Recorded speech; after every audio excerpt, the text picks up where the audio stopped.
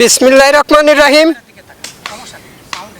আমরা এই মাথাভাঙ্গা খালের দুই সাইড দিয়ে এবং এই গাছ লাগানোর পরিবেশ আমাকে এই পানিগাতি ৯ নম্বর ওয়ার্ডের এবং এই তারেক এই পরিবেশন আমাদের সৌন্দর্য হবে বলে সে নিজেই পরিশ্রম দিচ্ছে এবং তার সংগঠন এই আলোর মিছিলে আপনারা সবাই এই সংরক্ষণের দায়িত্বে থাকবেন এবং আপনারা এই গাছের দায়িত্ব একটা গাছ হলে তারা এর একখান ডাল নিবে না, তারা চাবে এই গাছ ঝুড়লে যার যার বাড়ি আছে তার অধিকার আছে সেই গাছ ঝুড়ে নিতে পারবেন এবং তার সাথে আপনাদের এই একটা গাছ থাকলে আপনাদেরও পরিবেশ ভালো থাকবে এবং এই আপনি সর্বদিক দিয়ে এই গাছ যদি থাকে মাথাভাঙ্গার খালের এই মাথায় সুন্দর একটা সৌজন্য হবে এবং আপনাদের পরিবেশ এমন হবে যে আপনারা নিজেরাই বুঝতে পারবেন না।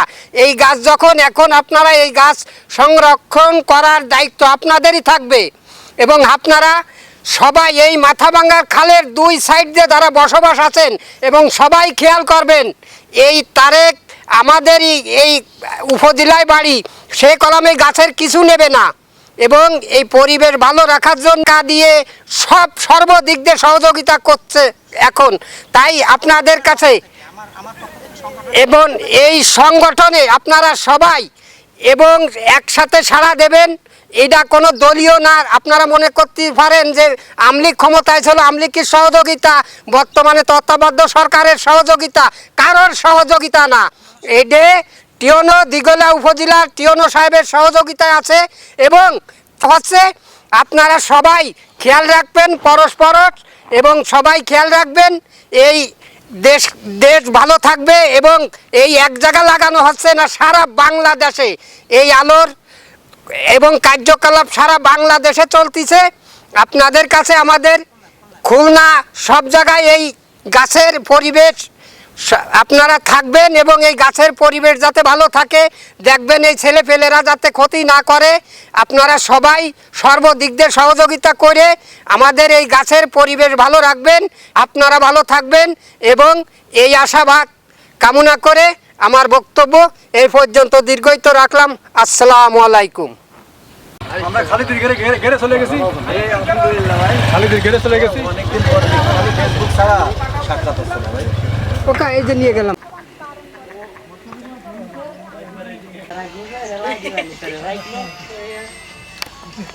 ওটা একটু দিয়ে দাও লাল।